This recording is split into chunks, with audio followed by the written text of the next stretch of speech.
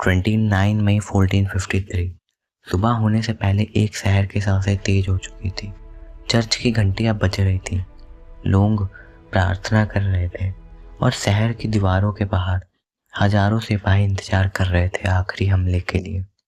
ये कोई आम शहर नहीं था, ये था कंस्टेंटिनोपल, एक ऐसा शहर जिसे लोग कहते थे जब तक ये खड़ा है रोमन दुनिया जिंदा है। लेकिन उस सुबह रोमन दुनिया अपनी आखिरी सांस लेने वाली थी। कंस्टेंटिनोपल का लोकेशन ही उसकी ताकत थी। आज जिसे हम इस्तांबुल के नाम से जानते हैं, वही शहर पहले रोमन एम्पायर का ईस्टर्न कैपिटल था।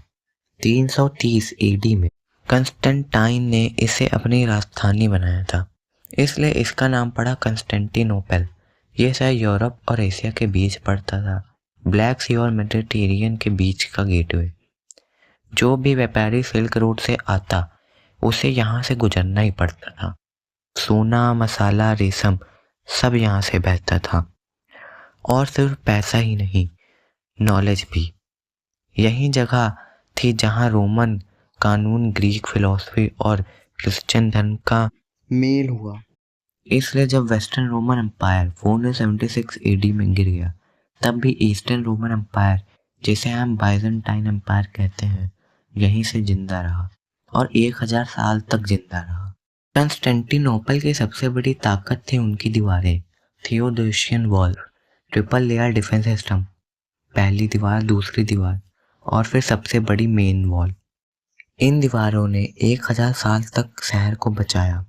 अरब आर्मीज ने कोशिश की, रशियंस ने कोशिश की, बुल्गारियन आर्मीज ने भी कोशिश कर ली, लेकिन सब हार गए। लोग कहते थे ये शहर भगवान ने बनाया है। लेकिन 15वीं सेंचुरी तक दुनिया बदल चुकी थी। एक नई ताकत उभर रही थी, ऑटोमन टर्क। 1300 के आसपास एनाटोलिया में एक छोटा सा टर्किक स्टेट बना। उसका फाउंडर था ओस्मान। इससे ही नाम पड़ा ऑटोमन। अगले 150 साल में ये छोटा स्टेट एक अंपायर बन गया। बल्कन्स एक बड़ा हिस्सा जीत लिया, एनाटोलिया पर कब्जा कर लिया और कंस्टेंटिनोपल को चारों तरफ से घेर लिया। लेकिन एक प्रॉब्लम थी, शहर की दीवारें।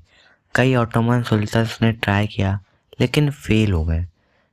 फिर आया एक जवान सुल्तान, सिर्फ 21 साल का। नाम था महमद II। लोग उसे कहते थे महमद द कॉन्करर। उसका सपना था, मैं कंस्टेंटिनोपल को जीतूंगा। महमद ने समझा दीवारों को तलवारों से नहीं, टेक्नोलॉजी से तोड़ा जा सकता है। उसने एक हंगारियन इंजीनियर को हायर किया, अर्बन नाम था। अर्बन ने दुनिया की सबसे बड़ी कैनन बनाई, इतनी बड़ी कि 8 मीटर लंबी, 600 से 700 किलो के पत्थर के गोले फायर करती। हर फायर के बाद 3 घंटे लगते रिलोड करने में, लेकिन जब चलती थी जमीन हिल जाती। अप्रैल 1453 में सीज शुरू हुआ। लगभग 80,000 ऑटोमन सोल्जर्स वर्सेस सिर्फ 7 से 8,000 डिफेंडर। अंदर बाइजेंटाइन एम्परर था, कंस्टेंटाइन 11। वो भाग सकते थे, लेकिन उन्होंने कहा एक सम्राट अपनी राजधानी छोड़कर नहीं भागता। कंस्टेंटिनोपल के पास एक नेचुरल हार्बर था, गोल्डन हॉर्न। बाइजेंटीन ने उस पर एक हैवी चेन लगा दी थी ताकि शिप्स अंदर ना आ सके। महमद ने क्या किया, उसने अपनी शिप्स को जमीन पर से घुमा दिया, लकड़ी के लॉक्स पर।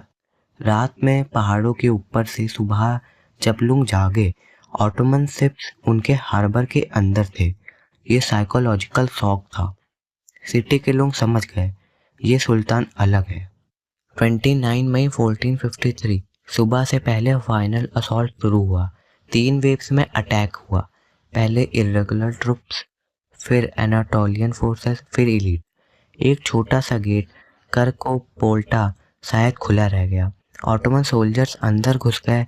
एम्परर कंस्टेंटीन 11 ने अपना रॉयल इंसिग्निया हटा दिया और आम सिपाही की तरह लड़ने लगे और वहीं शहीद हो गए। किसी को उनकी लाश कंफर्म नहीं मिली, लेकिन रोमन एम्पायर का एंड हो गया। 1000 साल पुराना एम्पायर खत्म। इस जीत के बाद कंस्टेंटिनोपल का नाम बदलकर इस्तांबुल रख दिया गया। हागिया सोफिया के मॉस्को भी बनाया गया। लेकिन सबसे बड़ा असर यूरोप पर पड़ा। ट्रेड रूट्स ऑटोमन कंट्रोल में चले गए। यूरोप ने नए समुद्री रास्ते ढूंढने शुरू कर दिए। इसी प्रोसेस में 1492 कोलंबस निकल पड़े, एज ऑफ एक्सप्लोरेशन शुरू हुआ और दुनिया बदल गई। 1453 सिर्फ एक शहर का गिरना नहीं था, ये मिडिवल दुनिया का एंड था और मॉडर्न दुनिया की शुरुआत।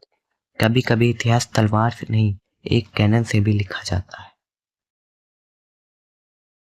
सोचो, एक शहर जो पानी के बीच बना हो, सफेद मंदिर, सीधी सड़कें, कैनाल्स जिसमें कनॉय चलती हूँ, बाजार जहाँ रोज हजारों लोग खरीदारी करते हों। ये कोई फैंटेसी नहीं थी, ये था टेनोच्टिट्लान। 1519 में जब यूरोप के लोगों ने इसे पहली बार देखा। ये शहर यूरोप के किसी भी शहर से बड़ा और ज़्यादा ऑर्गेनाइज है। पॉपुलेशन लगभग 2 लाख से 2.5 लाख थी। उस वक्त लंदन भी इससे छोटा था और इस शहर के शासक थे मोंटेजुमा सेकंड, एक पावरफुल एम्परर और डिवाइन रूलर जिसे लोग भगवान का प्रतिनिधि मानते थे। लेकिन समुंदर के उस पार एक और कहानी शुरू हो चुकी थी। 1519 क्यूबा से एक एक्सपेडिशन निकलती है। Leader Hernan Cortes. उनके पास सिर्फ 500 से 600 सोल्जर थे, कुछ घोड़े, कुछ कैनन्स और एक चीज जो सबसे पावरफुल थी, एम्बिशन। कॉर्टेस का मिशन ऑफिशियली एक्सप्लोरेशन था, पर असल में स्पेन उस वक्त नई दुनिया में धन ढूंढ रहा था और एज़टेक एम्पायर के बारे में रूमर्स थे कि वहाँ सोना ही सोना है। लेकिन कॉर्टेस ने एक और चीज़ समझी, डायरेक्ट वार से वो जीत नहीं सकते, तो उन्होंने स्ट्रेटजी चूज की, divide, manipulation, control. Aztec empire powerful था, लेकिन सब उससे प्यार नहीं करते थे। बहुत सी ट्राइब्स एज़टेक को टैक्स देती थी, उनके लोग सैक्रिफाइस के लिए लिए जाते थे। हाँ, ह्यूमन सैक्रिफाइस होते थे। ये एक रिलीजियस रिचुअल था, भगवान को खुश करने के लिए। इस वजह से कुछ ट्राइब्स एज़टेक से नफरत करती थी। कॉर्टेस ने इसी वीकनेस को पकड़ा। उसने एज़टेक एनिमीज जैसे टैलेक्स कैलन से अलायंस बना लिया। ये सबसे इम्पोर्टेंट टर्निंग पॉइंट था। स्पेनिश आर्मी छोटी थी, लेकिन सब उनके पास हजारों इंडिजीनियस अलायंस थे। ये सिर्फ स्पेनिश वर्सेस एज़टेक्स नहीं था, ये एक सिविल वार जैसी बन गई थी। 1519 के एंड तक कॉर्टेस टेनोच्टिट्लान पहुंच गए थे और यहाँ हुआ हिस्ट्री का सबसे शॉकिंग मूवमेंट। मोंटेजुमा ने उन्हें रोका नहीं, उन्होंने सिटी के अंदर बुलाया। क्यों? कुछ हिस्टोरियंस कहते हैं कि शायद एज़टेक ने कॉर्टेस को कुछ कहते हैं मोंटेजुमा पॉलिटिकल कैलकुलेशन कर रहे थे। सच क्या था, ये आज भी डिबेट का टॉपिक है, लेकिन रियलिटी ये है, स्पेनिश सोल्जर्स टेनोच्टिट्लान के बीच खड़े थे। एक छोटी सी आर्मी एक बड़े एम्पायर के दिल में थी। और फिर कॉर्टेस ने किया वो मूव जिसने सब कुछ बदल दिया। उन्होंने मोंटेजुमा को हॉस्टेज बना लिया। सोचो, एक एम्परर अपने ही महल में कैदी बन गया। 1520 कॉर्टेस टेम्परेरी सिटी से बाहर गए थे स्पेनिश राइवल को हैंडल करने। उसके पीछे छोड़े गए सोल्जर्स ने एक रिलीजियस फेस्टिवल के दौरान हंड्रेड्स ऑफ एज़टेक नोबल्स को मार दिया। ये बिना वार्निंग के हुआ। सिटी में गुस्सा फैल गया, लोगों ने स्पेनिश पैलेस को घेर लिया। अब सिचुएशन कंट्रोल से बाहर थी। कॉर्टेस वापस आया, लेकिन अब टेनोच्टिट्लान हॉस्टाइल था। मोंटेजुमा को क्राउड को शांत करने भेजा गया। कुछ सोर्सेस कहते हैं लोगों ने उस पर पत्थर फेंके, कुछ कहते हैं स्पेनिश ने ही उन्हें मार दिया। जो भी हुआ, मोंटेजुमा को मार दिया गया। जून 1520 स्पेनिश ने डिसाइड किया कि हमें भागना होगा। रात के अंधेरे में गोल्ड से भरे हुए वो सिटी से निकलने लगे, लेकिन एज़टेक्स को पता चल गया। कॉजवेज पर अटैक हुआ, घोड़े फिसल गए, सोल्जर्स पानी में डूब गए। गोल्ड का वेट उन्हें नीचे खींच रहा था। हंड्रेड्स ऑफ स्पेनिश सोल्जर्स मारे गए, उनके एलाइज। कॉर्टेस रिपोर्टेडली बैठकर रोए। इस रात को हिस्ट्री में कहा जाता है ला नोचे ट्रिस्टे, द नाइट ऑफ सॉरोस। लेकिन कहानी यहीं ख़त्म नहीं होती। 1520 के एंड में एक और चीज़ टेनोच्टिट्लान पहुंची, स्मॉल पॉक्स यह यूरोप से आया था। एज़टेक्स ने कभी इस डिजीज़ का सामना नहीं किया था। उनके पास इम्यूनिटी नहीं थी। विद इन मंथ्स पॉपुलेशन का बड़ा हिस्सा मारा गया। वॉरियर्स, सिविलियंस, लीडर्स, नए एम्परर भी स्मॉल पॉक्स से मारे गए। सिटी वीक हो चुकी थी। कॉल्टस ने टाइम वेस्ट नहीं किया। मई 1521 कॉल्टस ने सिटी को चारों तरफ से घेर लिया। उसने लेक में शिप्स बनवाई, ब्रिगेंटाइन्स, ताकि एज़टेक की सप्लाई कट हो जाए। सीज 3 महीने चला। Hunger, disease, constant attack. Aztecs ने हर गली में लड़ाई की। हर घर एक बैटल फील्ड बन गया। अगस्त 13 1521 लास्ट एम्परर क्वाटामोक कैप्चर हुए। टेक्नोक टिटेलियन गिर गया। एक एम्पायर खत्म हो गया। 1521 में एज़टेक एम्पायर गिरा और उसके साथ गिर गई एक पूरी सभ्यता। एक वक्त था जब टेक्नोक टिटेलियन दुनिया का सबसे खूबसूरत शहरों में से एक था। फिर आया गोल्ड का लालच, पॉलिटिक्स, बिट्रेयल और एक डिजीज जिसे किसी ने देखा भी नहीं। ये सिर्फ एक वार नहीं थी, ये दो दुनियाओं का टकराव। एक शहर जो दुनिया का दिल था। 13वीं सेंचुरी में दुनिया का सबसे अमीर और पावरफुल शहर था बगदाद। ये सिर्फ एक शहर नहीं था, ये नॉलेज का सेंटर था, ट्रेड का हब और इस्लामिक गोल्डन एज का सिंबल था। यहाँ दुनिया भर से लोग आते थे, चाइना से लेकर यूरोप तक के ट्रेडर्स, स्कॉलर्स और ट्रेवलर्स। बगदाद में एक जगह थी जिसे कहा जाता था हाउस ऑफ विस्डम। यहाँ पर Greek philosophy, Indian mathematics, Persian science सब एक ट्रांसलेशन होता था। यहाँ एक लाइब्रेरीज में लाखों किताबें थी। लोग कहते थे अगर दुनिया का सारा नॉलेज कहीं इकट्ठा है तो वो बगदाद में है। लेकिन इस शहर की तकदीर बदलने वाली थी।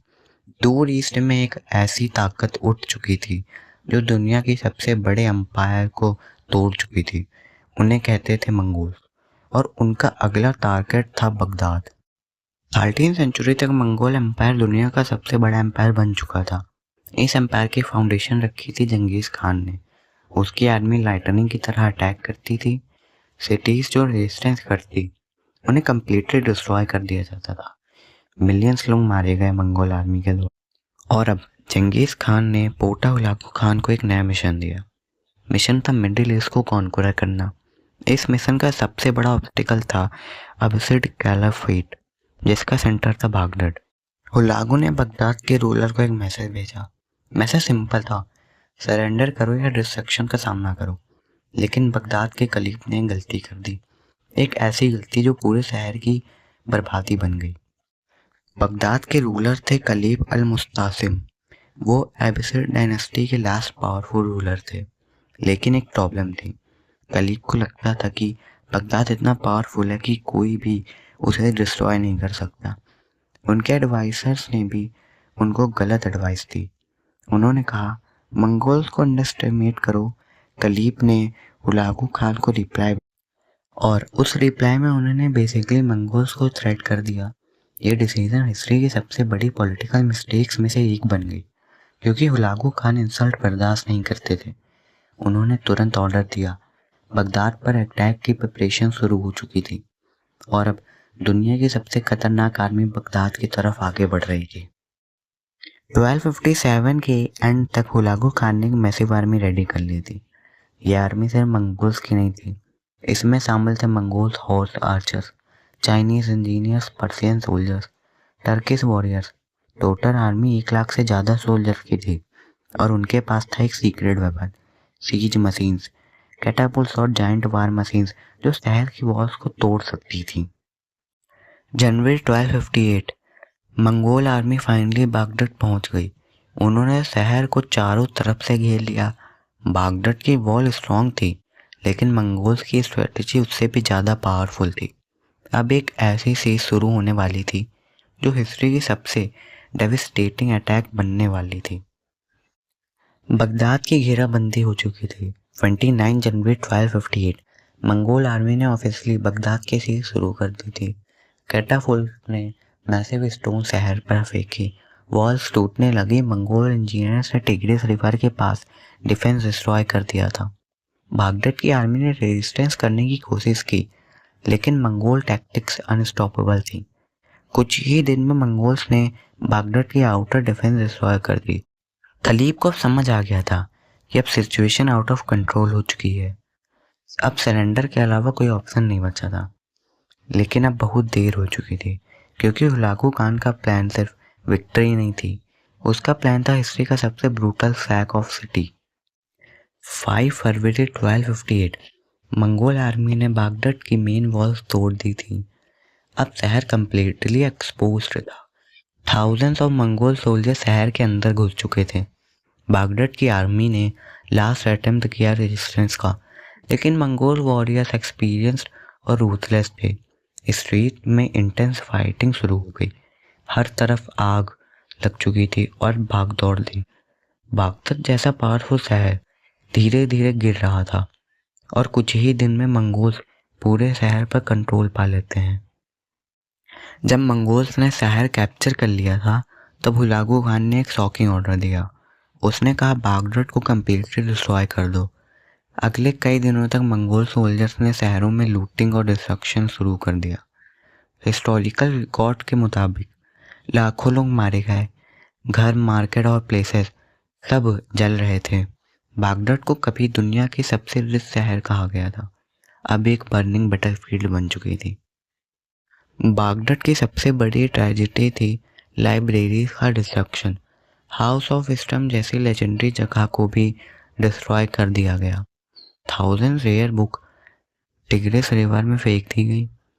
हिस्टोरियंस लिखते हैं कि कुछ दिन तक रिवर को पानी इंक की वजह से काला हो गया। ये सिर्फ एक शहर का फॉल नहीं था, ये इस्लामिक गोल्डन एज का भी एंड था। नॉलेज और कल्चर का एक बड़ा सेंटर अब खत्म हो चुका था। अबसिड कलीब अल मुस्तासिम को मंगोल्स ने कैप्चर कर लिया। हुलागू खान ने उसे पनिश करने का डिसीजन लिया।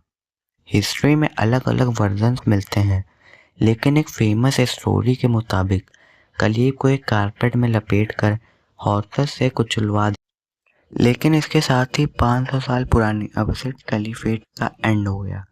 एक डायनेस्टी जो सेंचुरीज तक इस्लामिक वर्ल्ड को लीड करती थी, अब हिस्ट्री बन चुकी थी। 1258 में बगदाद का फॉल हिस्ट्री का एक टर्निंग पॉइंट था। इस इवेंट ने मिडिल ईस्ट के पॉलिटिकल पावर को कम्प्लीटली चेंज कर दिया।